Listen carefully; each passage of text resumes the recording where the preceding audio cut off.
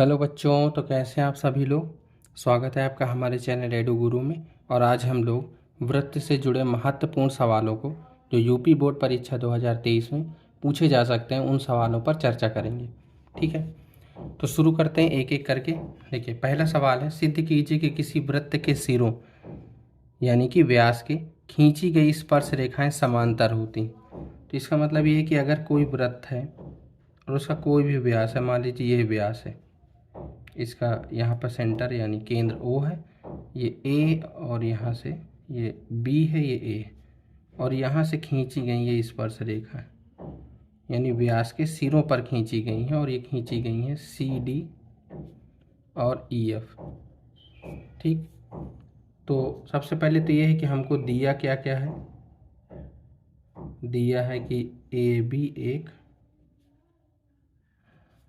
वृत्त का व्यास है, और जो सिद्ध करना है, ये आपको हर एक सवाल में लिखना है, वो सिद्ध करना है कि जो CD है वो EF के पैरेलल है या समांतर है। ठीक है, तो हम लोग करेंगे कैसे, देखिए हल समझते हैं। हल इसका ये है कि देखो, अगर हम प्रमेय हम लोगों ने पढ़ रखी कि अगर कोई त्रिज्या है वो स्पर्श रेखा को टच करती तो हमेशा क्या होता है, लंब होती, यानी त्रिज्या स्पर्श रेखा पर हमेशा क्या है, लंब है। ठीक है, तो यहाँ से यही लिखेंगे कि त्रिज्या वृत्त की स्पर्श रेखा पर सदैव लंब रहती है, अतः कोण DAO बराबर 90 डिग्री। इस तरह एक इधर का कोण ले लो, यानी कि कोण FBO, ये भी 90 डिग्री होगा। हम ये देखें कि दोनों ही बराबर हैं, तो DAO बराबर FBO, ये दोनों कोण और ये दोनों कोण क्या है, 90-90 के बराबर हो गए। लेकिन इधर का ये वाला कोण और इधर का ये वाला कोण, ये दोनों अगर देखे जाएं तो एक तरह से कौन से कोण है, एकांतर कोण है। ठीक है, और ये दोनों बराबर हैं, अतः अब ये एकांतर है, अतः ये पूरी लाइन यानी कि CA इधर की पैरेलल होनी चाहिए, पर हम सीधे लिख सकते हैं कि जो CD है वो EF की पैरेलल हो जाएगी। ठीक है, क्योंकि हमने दो एकांतर कोण बराबर कर दिए। जब जब एकांतर कोण बराबर होते हैं ये तभी होते हैं जब दोनों रेखा के युग्म आपस में समांतर होते हैं। तो इस तरह से ये रेखा हमारी क्या हो जाएंगी, समांतर हो जाएंगी। ठीक, हम लोग अब ये छोटा सवाल था लेकिन अच्छा सवाल है। दूसरा समझते हैं। दूसरा कह रहे दो सकेंद्रीय वृत्त। सकेंद्रीय का मतलब होता है कि उन दोनों वृत्तों का केंद्र एक ही है। से इसका कोई केंद्र है, एक यहाँ कोई केंद्र है।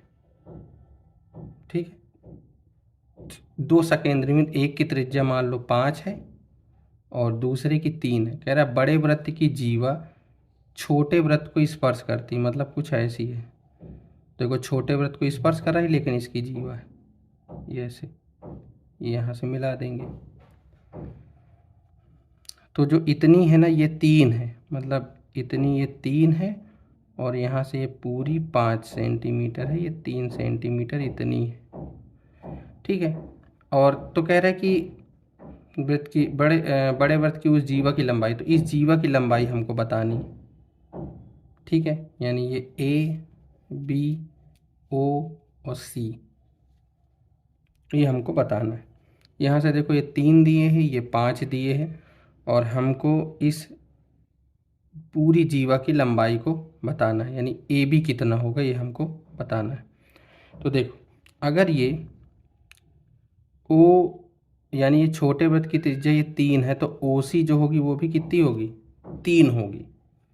ठीक है, इसका अगर हम नाम दे दें OD, लिख देंगे OD बराबर 3 सेंटीमीटर, तो OC बराबर भी 3 सेंटीमीटर होगी, क्योंकि OD बराबर OC ये क्या है, त्रिज्याएं हैं दोनों वृत्त की। तो इस तरह से OC भी 3 सेंटीमीटर निकल आई, ये OC। अब ये 3 सेंटीमीटर है, हमको AC निकालना है। AO हमको पता है, जो AO है वो 5 सेंटीमीटर है, जो OC है वो 3 सेंटीमीटर है, और AC हमको निकालना है। हम ले लेंगे त्रिभुज AOC में। और एक चीज़ और पता है, वो है OCA एंगल जो है वो 90 डिग्री है, क्योंकि ये OC त्रिज्या है और जो AB है वो स्पर्श रेखा है, तो त्रिज्या स्पर्श रेखा पर लंब होती है, आपको यहाँ पर लिख देना है। ठीक है, और जैसे ये 90 डिग्री बना वैसे ये इतने में हम लोग क्या लगा लेंगे, पाइथागोरस प्रमेय। तो यही लिखेंगे यहाँ, पाइथागोरस प्रमेय से। तो यहाँ से आ जाएगा AO का होल स्क्वायर बराबर OC का होल स्क्वायर धन AC का। तो ये हो जाएगा 5 का स्क्वायर, 3 का स्क्वायर धन AC का। तो AC का स्क्वायर हो जाएगा 25 माइनस 9, ये 16 आएगा। तो AC जो आएगा वो कितना आ जाएगा, 4 सेंटीमीटर आ जाएगा। तो जो AB होगा वो क्या हो जाएगा, 4 गुणे 2, ये 8 सेंटीमीटर हो जाएगा। ठीक है, क्योंकि एक चीज़ आपने ये भी देखी होगी कि केंद्र से जब किसी जीव पर लंब डाला जाता है तो वो उसको क्या करता है, समद्विभाजित करती है, कोई भी जीव। तो समद्विभाजित, तो ये भी प्रमेय हमने मतलब पढ़ी है या आपने पढ़ी है। तो ये समद्विभाजित करेगा, इसलिए जितनी AC होगी उतनी BC होगी, यानी जो AB होगी वो AC का 2 गुना होगी। तो वही यहाँ पर थ्योरम लगी है, तो इस तरह से 8 सेंटीमीटर निकल आएगा। तो ये दूसरा सवाल है। अब हम लोग आगे लगाएंगे तीसरे सवाल। तीसरा सवाल बहुत अच्छा है, 3, 4, 5 तीनों ही सवाल अच्छे हैं, इनमें एक सवाल जरूर आपसे पूछा जा सकता है। यहाँ पर देखिए दिया है, चित्र में एक वृत्त के परिगत एक चतुर्भुज ABCD दिया है, सिद्ध करिए कि AB धन CD। देखो ये यहाँ पर ऐसे दिया है और यहाँ पर एक ऐसे चतुर्भुज दिया है, मान लो ऐसे DCAB PQRS, यहाँ पर सेंटर दिया है वो O दिया है। हमको लाना है कि AB धन CD बराबर BC धन AD है। तो सवाल बहुत आसान है, सिर्फ ये एक तरह की हमको सेटिंग बस करनी। देखो हमको पता है कि बाह्य बिंदु से खींची गई स्पर्श रेखाएं क्या होती हैं, बराबर होती हैं। ठीक है, तो अगर ये बराबर होती हैं तो समझिएगा। और हमको लाना क्या है, पहले इसको मैं एक बार आपको रफ में समझाता हूँ। हमको लाना है AB धन CD बराबर AD धन BC। ठीक है, ये हमको लाना किस तरह, हमको पता है कि ये दोनों बराबर, ये दोनों बराबर, ये दोनों बराबर, इन सब में दो पेयर है। ठीक है, मतलब एक एक पेयर है यहाँ, तो एक पेयर ये हो गया, एक पेयर है, 4 पेयर है। हमको पता है कि इन्हीं को हम जोड़ जोड़ के ही इसको बनाएंगे। आप समझिएगा, जो AB लाइन है वो किससे बनेगी, वो बनेगी AP से धन PB से। तो इनको हमको एक पक्ष में रखना है। इसी तरह CD लाइन कैसे बनेगी, वो बनेगी DR और RC से, तो इनको हमको एक पक्ष में लिखना है। इस तरह AD, इस तरह BC। तो आप समझ लीजिए कि जब हम बराबर करेंगे तो हम क्या लिखेंगे कि AP, समझिएगा, हम लिखेंगे कि बाह्य बिंदु से स्पर्श रेखाएं क्या होती हैं, बराबर, इसलिए AP बराबर AS। ठीक है, इसी तरह PB बराबर BQ। अब इसको हम BQ बराबर PB लिख सकते हैं, लेकिन हमने आपको इसीलिए समझाया कि हमको एक पक्ष में कौन कौन रखना है, AP और PB को इसी साइड रखना है, इस तरह DR और RC को इस साइड रखना है, ताकि बाद में हमें बदलने में दिक्कत ना हो। इसलिए तो PB बराबर क्या हो गया, BQ। इस तरह क्या होगा यहाँ से, अब ये DR और RC को भी इधर ही रखना है। ठीक है, तो यहाँ से लिख देंगे DR बराबर DS, और इसी तरह RC बराबर CQ।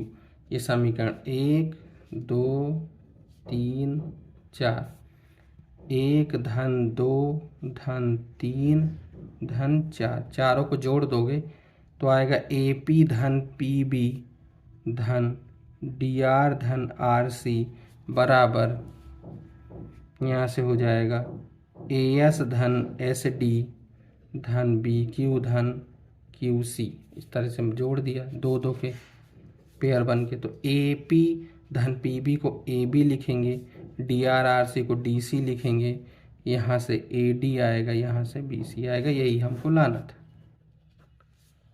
ठीक है, तो सवाल मतलब इतना कठिन नहीं है, आपको सिर्फ एक ही सेटिंग करनी है कि दोनों बराबर कब होंगे, ये आपको समझना पड़ेगा। तो ये दोनों बराबर तब होंगे जब ये, अब इसमें और कौन सी प्रमेय लगा लेंगे, और तो कुछ इसमें ना जीवा दिया ना कुछ और दिया। तो आप समझना है, देखिए ज्योमेट्री में यही समझना होता है कि कब कौन सा लगेगा।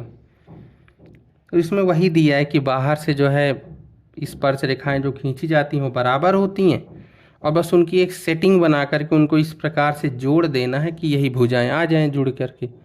सिर्फ इसी बात का सवाल है, ठीक है। तो इस तरह से ये तीसरा सवाल आपका लगेगा, और ये आपको ना रफ में करना है, इसलिए मैंने सबसे पहले इसको किया। नहीं तो अगर आप थोड़ा भी ऊट पटांग किए और फिर जोड़े तो आप पेयर बना ही नहीं पाओगे, फिर इधर से लाओगे तो माइनस प्लस आप करोगे तो आपको लगेगा कि सवाल कैसे हल होगा। तो ये आपको दोनों तरफ बराबर, तो इसको चाहे तो बी क्यू बराबर में पी भी लिख सकते हैं, लेकिन अगर इधर बी क्यू आ गया तो वो रेखा की सेटिंग बनेगी ही नहीं। तो ये आपको कर लेना है कि जो हमको लाना है उसको, कि हमको इधर इस एक साइड का बस देख लीजिए, दूसरे साइड का अपने आप बराबर हो जाएगा, ठीक है। चौथा सवाल समझिए। चौथे में कह रहे हैं कि सिद्ध करिए कि किसी वृत्त के परिगत समांतर चतुर्भुज जो होता है वो समचतुर्भुज है। ये हमको बताना है कि अगर कोई भी वृत्त है उसके परिगत अगर हम कोई समांतर चतुर्भुज बना दें ऐसे, ठीक है, तो वो हमेशा ये इसको टच करेगा, ठीक है, वो हमेशा क्या होगा, एक समचतुर्भुज होगा। ये हमको लाना है, ठीक है। सबसे ज़रूरी बात आपको ये समझनी है कि एक समांतर चतुर्भुज समचतुर्भुज कब बनता है, जब उसकी बगल की संलग्न भुजाएं बराबर हो जाती हैं। यानी समांतर चतुर्भुज में सभी वो गुण हैं जो समचतुर्भुज में हैं। इसमें आमने सामने भुजाएं बराबर होती हैं, ठीक है, आप आमने सामने की समांतर होती हैं, सब है। लेकिन अगर किसी तरह ए बी को हम बी सी के बराबर कर दें तो फिर चारों बराबर हो जाएंगी, और जब चारों बराबर हो जाएंगे तो ये क्या हो जाएगा, समचतुर्भुज हो जाएगा, ठीक है। यही हमको लाना है। अच्छा, दूसरी चीज़ ये है कि अभी आपने एक सवाल ऊपर किया है कि ए बी धन सी, इधर अगर इधर की भाषा में बोले हम कि ए बी धन ये डी होगा पी क्यू आर एस, ठीक है। तो अभी हमने देखिए पीछे आपने एक सवाल कर रखा है, समझिएगा, मैं इसको दोबारा से नहीं बढ़ाऊंगा। आपको वही काम फिर से करना है कि बाहर से खींची गई स्पर्श रेखाएं बराबर होती हैं, तो ए पी बराबर ए एस, पी बी बराबर बी क्यू, वही सेम पूरा इसमें दोहराना है। दोहरा लिए, और दोहराने के बाद आपको यही सवाल सीधा यहाँ पहुँचना है, और वहाँ से आप ये ले ही आए हैं कि ए बी धन सी डी बराबर बी सी धन ए डी है। ये आप पीछे कर चुके हैं हल, पूरा सब कुछ सेम है, ठीक है। लेकिन यहाँ से आप जानते हैं कि जो ए बी है वो सी डी के बराबर है, तो सी डी की जगह भी क्या रख लेंगे, ए बी ही रख लेंगे। इसी तरह जो बी सी है वो ए डी के बराबर है, तो ए डी की जगह भी बी सी रख लेंगे। तो 2AB बराबर 2BC, तो AB बराबर क्या हो गया, BC। अब AB पहले CD के बराबर था, BC के बराबर भी है, तो यहाँ से क्या हो जाएगा, AB बराबर CB या BC बराबर CD बराबर DA लिख देंगे। अतः ABCD एक समचतुर्भुज होगा। बस ये हो गया, ठीक है। ये सवाल छोटा नहीं है, सवाल बड़ा है, लेकिन इसके काम पुराने हैं जो हम करवा चुके हैं यहाँ पर, ठीक है। तो ये और ये एक ही जैसे है, बस यहाँ पर ये है कि यहाँ पर एक बेसिक चतुर्भुज दिया था तो उसमें हमने ये सिद्ध कर लिया। जब हम किसी चतुर्भुज के लिए ये सिद्ध कर सकते हैं कि आमने सामने की दो भुजाओं का योग बराबर होता है किसी भी वृत्त में, ये भी आप समझ लीजिए। तो एक तरह से ये भी एक प्रमेय कह लीजिए या सवाल कह लीजिए कि आपको ध्यान रखना पड़ेगा कि अगर कोई भी एक वृत्त दिया और उसमें कोई भी चतुर्भुज बना दो तो हमेशा आमने सामने की साइड का योग हमेशा बराबर होता है। और फिर जब ये वो बन जाएगा समांतर चतुर्भुज, तो फिर ये क्या हो जाएगा, एक समचतुर्भुज भी हो जाएगा तुरंत। कि अगर हम समांतर चतुर्भुज बना दें तो वो क्या हो जाएगा, समचतुर्भुज। केवल साइड का बदलना है, बस और कुछ नहीं करना, ठीक है। तो ये चौथा सवाल है, कुछ चीज़ें आपको पुरानी करनी है। उसके बाद है हम लोगों का लास्ट सवाल, पांचवा, और ये भी इम्पॉर्टेंट है, अच्छा सवाल है। कह रहा है सिद्ध कीजिए कि वृत्त के परिगत बनी चतुर्भुज। अब देखो एक चतुर्भुज से जुड़ा हुआ ये सवाल था, अब दूसरा ये, भुजाएं केंद्र पर संपूरक कोण अंतरित करती, तो ये वही है पूरा। यानी आप कोई भी ऐसे चतुर्भुज बना दीजिए, ऐसे मान लो कि यहाँ से कुछ भी दे दें, ए बी सी डी और पी क्यू आर एस। तो यहाँ हमको दिखाना ये है कि आमने सामने की जो साइड होती है, देखो अभी तो हमने, सॉरी ये ऊपर थोड़ा जाएगा यहाँ पर, चलिए कोई बात नहीं, ऐसे। तो इसका और इसका योग जो है इसको ओ दे दें, तो इसका योग 180, यानी हमको ये लाना है कि एंगल AOB धन एंगल COD, इन दोनों का योग क्या होगा, 180 डिग्री होगा। ये हमको सवाल में सिद्ध करना है। अभी हमने सिद्ध किया कि आमने सामने की भुजाओं का योग बराबर होता है। अब हमको लाना है कि कोण का योग भी 180, एक तरफ का ले आओगे तो ये दोनों का योग 180 अपने आप हो जाएगा। दोनों नहीं लाना एक ही है। तो इसमें भी जैसे अब देखिए करने के वही सेम तरीके। जब हमने भुजाओं से शुरुआत की थी तो हमने कौन सी थ्योरम लगाई यहाँ पर कि ये इन भुजाओं को हमने तोड़ा और इस तरह 8 भुजा थी, इनको जोड़ जोड़ के हम 4 भुजाओं में बदल लिए। सेम काम यहाँ भी करना है भैया, यहाँ पर भी यही करना है। आपको क्या करना है, कोणों को तोड़ना है, कोणों को तोड़ना है। तो समझिए जैसे एक इसको मिला दिया, इसको ऐसे, और यहाँ से नाम देना, जैसे ये एक कोण हो गया, ये दूसरा है इतना, ये तीसरा है, ये चौथा है, ये पांचवा है, ये छठवां है, ये सातवां है और ये आठवां है। ठीक है। और एक चीज़ और देखिए कि इन दोनों त्रिभुज में, यानी ये पूरे इतना समझ लीजिए, इसमें AS और AP ये क्या होंगे, बराबर होंगे। ठीक है। यहाँ से लिख देंगे कि AS बराबर AP होगा, तो कोण 1 और 2 आपस में क्या हो जाएंगे, बराबर। फिर उसके बाद लिख देंगे इसी प्रकार अगर 1 और 2 बराबर हैं तो 3 और 4 भी बराबर होंगे, 5 और 6 भी बराबर होंगे, 7 और 8 भी बराबर होंगे। क्योंकि बाह्य बिंदु से खींची गई स्पर्श रेखाएं बराबर होती हैं, इसलिए इनके सामने के कोण भी बराबर होंगे। एक तो ये निकल आया। उसके बाद ये चार सब का योग कितना होगा, 360 डिग्री होगा। यानी एंगल 1 धन 2 धन 3 धन 4 धन 5 धन 6 धन 7 धन 8 बराबर कितना हो जाएगा, ये 360 डिग्री।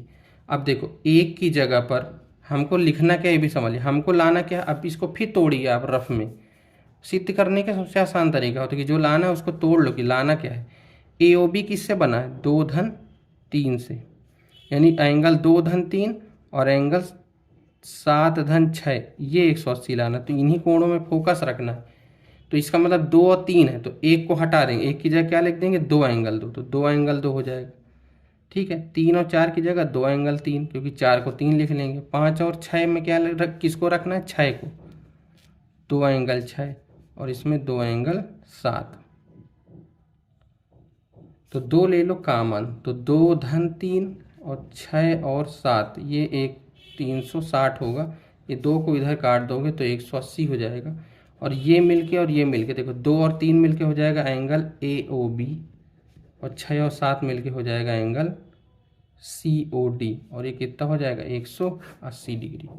तो इस तरह से ये भी सिद्ध हो जाएगा। तो चतुर्भुज से जुड़े हुए 2 सवाल, एक कोण का है कि जिसमें कहीं अगर इस सवाल का भी यूज हो जाए या इस चीज़ का भी यूज हो जाए तो वो भी हमको करना है।